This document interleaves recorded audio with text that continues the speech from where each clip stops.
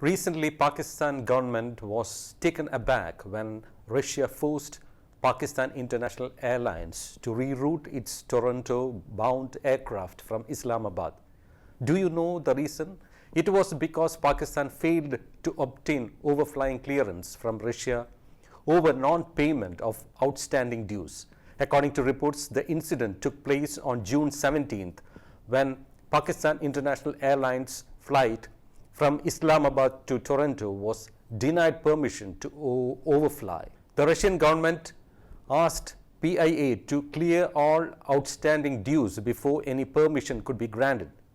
Later, the PIA flight from Islamabad intended for Toronto had to be first taken to Karachi, from which point it travelled across Europe rather than Russia before arriving in Toronto. The PIA flight PK781, which had more than 250 passengers, had departed from Karachi the same day at noon.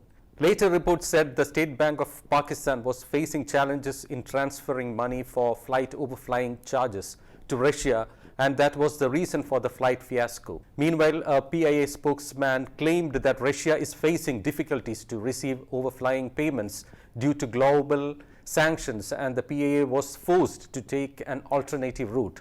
The PIA flight from Islamabad to Toronto finally used the air route of Iran, Turkey and Europe. It had refueled in Karachi for a 17-hour non-stop flight. All of this is transpiring at a time when Pakistan is facing a huge economic crisis. Meanwhile, at the end of March, the foreign exchange reserves held by the State Bank of Pakistan fell by massive USD 2.915 billion due to the repayment of external debt. Inflation has hit 13.8%. The Pakistani rupee depreciated against the dollar from 186 to 202 in the last month. Last year, index provider MSCI INC downgraded Pakistan to a frontier market 4 years after its ranking was raised to an emerging market.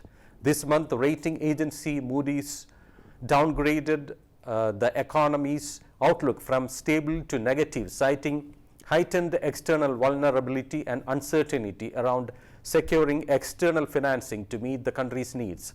Clearly, Pakistan's repayment ability is reducing. The country is running from China to the IMF for fresh loans, relaxation in repayment terms, etc. Incidentally, in April, Pakistan's new Prime Minister Shehbaz Sharif and Russian President Vladimir Putin had quietly exchanged letters to strengthen bilateral relations amidst allegations by Imran Khan that his maiden visit to Moscow, much against Washington's wishes, led to his ouster. The letters were exchanged after the election of Shehbaz as Prime Minister, but both sides kept development away from the media glare in what seemed to be a move aimed at avoiding any public attention.